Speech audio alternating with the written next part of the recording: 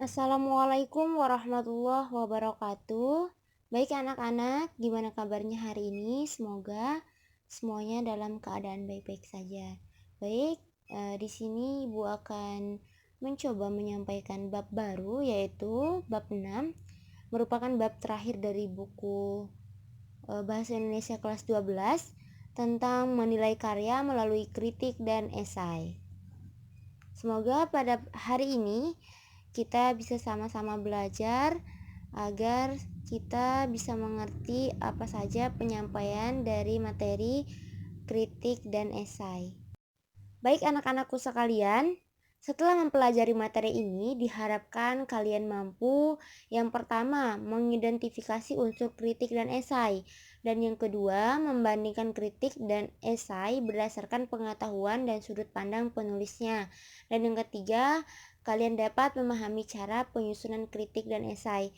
Baik anak-anak, sebelum memulai pelajaran inti, diharapkan kalian menyiapkan posisi terbaik sebagaimana biasanya kalian belajar di rumah. Semoga apa saja yang Ibu sampaikan nanti dapat bermanfaat untuk kita semua. Baik anak-anak sekalian, sekarang kita memasuki materi inti yaitu tentang unsur-unsur kritik dan esai.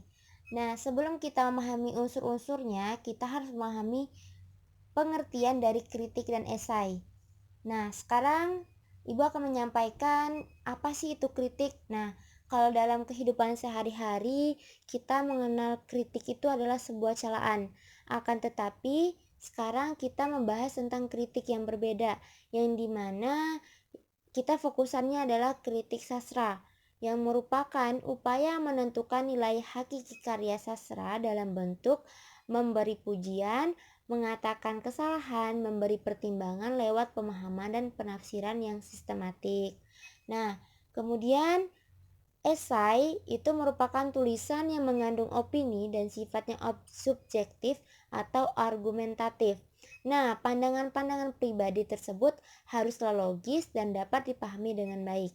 Tidak hanya itu, argumen yang disampaikan dalam esai harus didukung oleh fakta, sehingga esai tersebut tidak menjadi tulisan yang fiktif atau imajinatif sang pengarang belaka. Nah, akan tetapi kritik dan esai merupakan dua jenis tulisan yang hampir sama.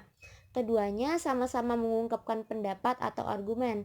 Namun, penulis kritik dan esai haruslah melakukan analisis dan penilaian secara objektif terlebih dahulu agar dapat dipercaya. Jadi, untuk kritik fokusannya adalah menilai karya, dan kemudian esai lebih mengarah pada cara pandang seseorang terhadap suatu objek atau peristiwa. Nah, tidak terlalu terhadap karya untuk esai. Baik, kita melanjutkan pada perbedaan antara ciri-ciri kritik dan esai dilihat dari ciri-cirinya. Sekarang kita akan membahas ciri-ciri kritik sastra terlebih dahulu, yaitu yang pertama, memberikan tanggapan terhadap hasil karya. Kemudian yang kedua, memberikan pertimbangan baik dan buruk atau kelebihan dan kekurangan dari sebuah karya sastra tersebut. Dan yang ketiga, memberikan alternatif perbaikan atau penyempurnaan dari karya yang kita kritik. Dan yang keempat, memaparkan kesan pribadi kritikus terhadap sebuah karya sastra. Yang kelima, pertimbangan bersifat objektif. Yang keenam, tidak berprasangka. Dan yang terakhir adalah tidak berpengaruh siapapun penulisnya. Baik, pada ciri-ciri esai yaitu yang pertama, esai itu berbentuk prosa. Kemudian penyampaiannya singkat, artinya dapat dibaca dalam waktu 2 jam. Yang ketiga, memenuhi keutuhan kepenulisan. Yang keempat, selalu tidak utuh. Yang kelima, memiliki gaya pembeda. Yang keenam, mempunyai nada pribadi atau bersifat personal. Baik anak-anak, tadi kita telah membahas esai dan kritik dari segi pengertian dan ciri-cirinya. Sekarang Ibu akan menyimpulkan kritik sastra itu dan esai. Nah, kritik sastra merupakan analisis terhadap suatu karya sastra untuk mengamati atau menilai baik buruknya suatu karya secara objektif. Kemudian esai merupakan karangan singkat yang membahas suatu masalah dari sudut pandang pribadi penulisnya. Kemudian, masalah yang dibahas dalam esai merupakan masalah yang aktual atau yang sedang hangat-hangatnya dibicarakan atau yang terjadi saat sekarang dari berbagai bidang seperti kesusastraan, kebudayaan, iptek, atau politik.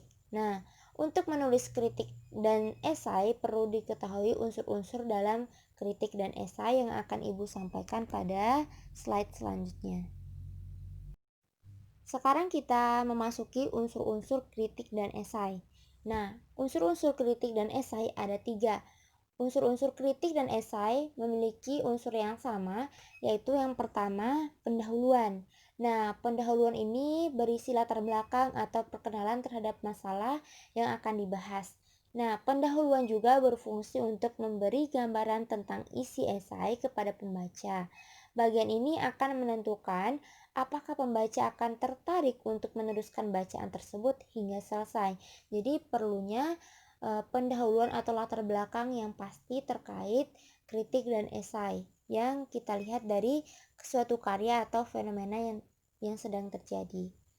Kemudian yang kedua yaitu isi atau gagasan atau pembahasan yang dibahas harus berisi gagasan dan opini penulis yang disertai argumentasi yang kuat dan ditambah dengan fakta, wawasan, dan kreativitas berpikir. Yang terakhir adalah penutup. Nah, penutup ini disajikan dalam satu paragraf simpulan yang dimaksudkan untuk mengakhiri pembahasan topik. Nah, paragraf ini biasanya berisi rangkuman dari pokok pikiran yang telah disampaikan oleh penulis, baik dari kritik atau esainya itu sendiri.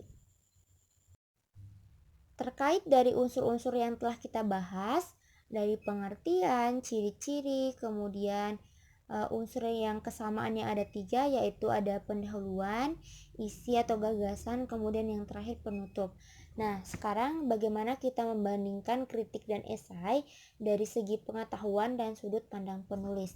Sekarang kita akan bahas lebih lanjut pada slide berikutnya.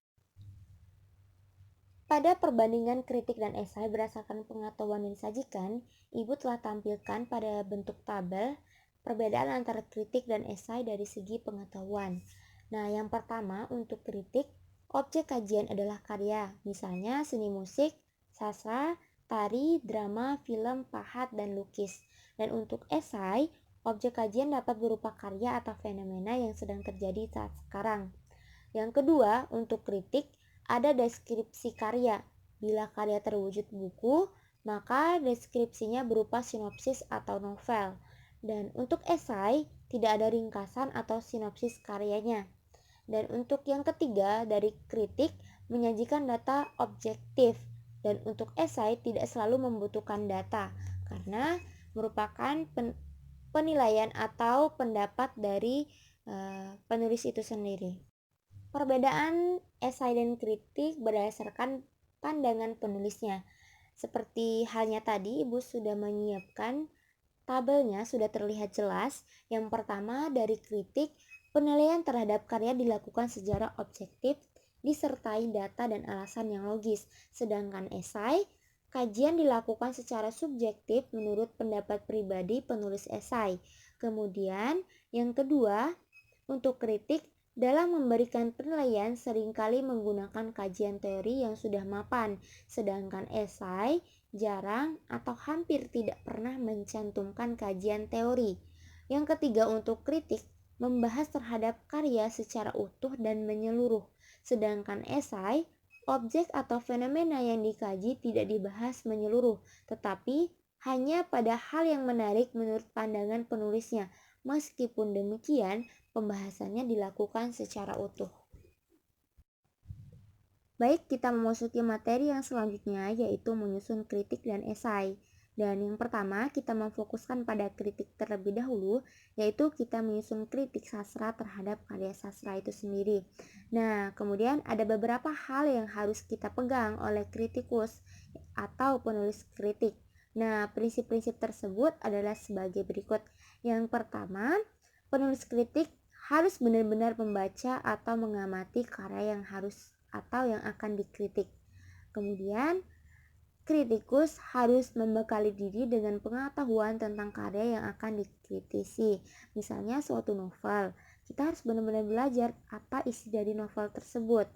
Kemudian, kritikus harus mengumpulkan data-data penunjang dan alasan logis untuk mendukung penilaian yang diberikan. Yang selanjutnya, kritik yang disampaikan tidak hanya mengungkap kelemahan, tetapi harus seimbang dengan kelebihannya. Yang selanjutnya, jika diperlukan, kritikus menggunakan kajian teori yang relevan untuk mendukung penilaiannya.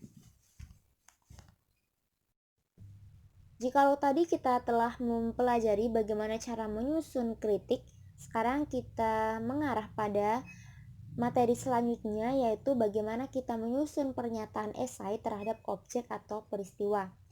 Berbeda dengan kritik yang menyajikan kelebihan dan kelemahan karya, esai membahas objek atau fenomena dari sudut pandang yang dianggap menarik oleh penulisnya. Hal yang dibahas kadang-kadang bukan merupakan hal yang penting bagi orang lain, tetapi kejelian penulis dalam memilih aspek yang sering diabaikan oleh orang lain, serta kemampuannya menyajikan dalam bahasa yang mengalir, lancar membuat esai menjadi menarik, yaitu pemilihan bahasa-bahasanya yang sangat jeli oleh penulis esai sehingga pembaca sangat tertarik untuk membaca apa yang ditulis oleh pengarangnya.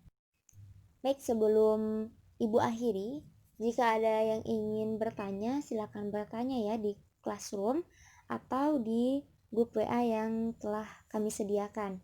Nah, untuk selanjutnya Ibu akan menyampaikan tugas kalian pada tugas pertama dari bab kritik dan esai, yaitu berdasarkan perbandingan antara esai dan kritik yang telah kita pelajari, tentukanlah mana yang merupakan teks kritik dan esai di antara teks yang berjudul Ger dan yang selanjutnya itu dengan judul Menimbang Ayat-ayat Cinta. Nah, buatlah perbandingan dengan menggunakan tabel seperti pada halaman 189 pada buku Bahasa Indonesia kelas 12. Selamat mengerjakan. Selamat belajar untuk anak-anak sekalian. Jangan lupa bersyukur, tetap semangat walau dalam keadaan pandemi saat sekarang. Mungkin itu saja yang Ibu bisa sampaikan. Sampai bertemu pada pertemuan selanjutnya. Wassalamualaikum warahmatullahi wabarakatuh.